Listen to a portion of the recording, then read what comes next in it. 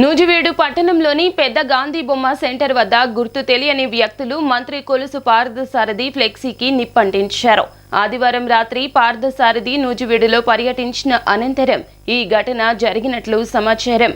అయితే ఇది అల్లరి ముకల పనా లేక కావాలనే ఫ్లెక్సీని కాల్చారా అనే సమాచారం తెలియాల్సి ఉంది.